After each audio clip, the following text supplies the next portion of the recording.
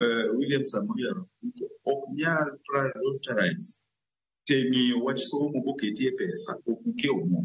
Then wanyiso ni kara wasewito wach masomo nikech ok wanyal wuondre ni pesa mar loso State House higa ka higa en 23 billion be medrega to pesa mar somo to ot mar deputy president osiko otimo ne refurbishing every year gi billions mang'eny. Kuondego ema waneno ni sirikal neno ni en priority. Onego wang'i ni seche mwa prioritize State House kata ot personal house mar deputy president onego korka somo kae pesa ma gitero kucha kade gikuke somo kae ang'o ma gidhi konyo maduong'? Ne gidhi konyo kama duong' kabisa. Koro wan kaka union wawacho ni government must get its priorities right. Ging'e ni somo ni en right ma nyathi to kaka Miriam osewacho cha afadhali wabed gi nyithindo mang'eny mosomo to onge tich moloyo bedo gi nyithindo mang'eny ma pok osomo to onge tich. Nikech ng'ama osomo to onge tich nyalo bedo gi mobility of labor. Onyalo wuok Kenya ka bodhi Uganda bodhi tich. To ng'at ma ok osomo mano drop e klas 6 kata klas 4 kata sani kata klas 9 ok nyal dhi Uganda ba yud tich malong'o kata Tanzania. Iluongo ni koro we must have an educated citizenship.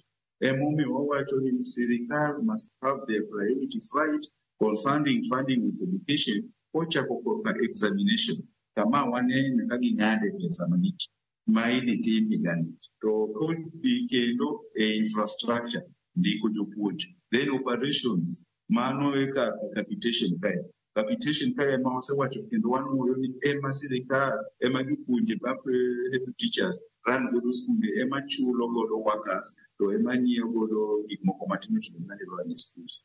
Koro seche mwawuoye ni nyithindo noseyiero pathways to pathways nopod nigi issue pod wakia ni gidhi kure. Mago duto dwaro funding mondo wadhi e third term ka wang'eyo ni nyathina ni dhi e science odhi timo social sciences kata odhi timo science and technology kata odhi timo sports. Ok inyal wacho ni nyathi dhi timo sports ka e junior secondary kae pesa mar sports kata mar funding mar sports ni ok ichiwo kata nichiwo matin. To nyathino be koro ko participate in sports koro odhi yiero sports nani.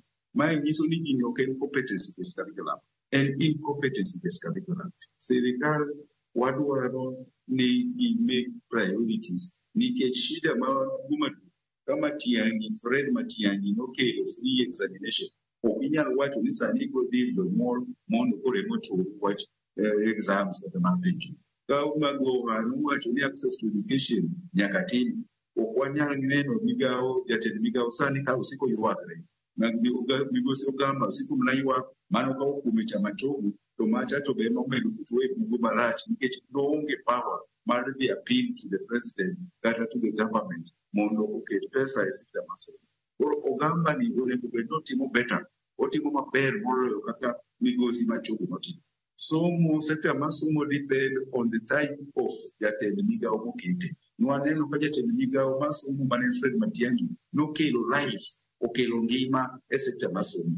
Then later waneno ka jatend migawo miluongo ni Gire Magoha oketo life. No onego cartels manitie sekta ma buge kanyo ema nitie cartels mani every year iketo jonyuol kelo ni kwan gi press giving day keluru buge. Tineno ka HY kata principal wacho ni okay wanyiew buge kama kata gin buge ma to jonyuol nyochun godo mar keny. Koro nyaka waneg cartels manie sekta masomo, nyaka wa streamline issues, kik wati gi issue mar funding kata budget to ensure ni ng'ama ohinyre en janyuol. Seche ma janyuol ohinyre no to ema sirikal chako bedo gi issues nikech ji mang'eny wacho ni koro hakuna haja masomo wachak pingo sirikal. Gima ker onego tim sani ni ensure ni kata ka gitimo gimoro to sekta masomo wandiko jopuonj, wamedo jopuonj mshahara, waketo pesa monego dhi e skul, wang'iyo kata inspect ni pesa modhi e skul otiyo maber. To kinyal inspect pesa mar skul katiyo maber ka in iwuon ema pok ikelo pesa kata ikelo pesa manok kapod in iwuon ni ber. Ka seche ma jo principals bando jonyuol ni ochulo fees cha to sirikal to is the biggest fee defaulter.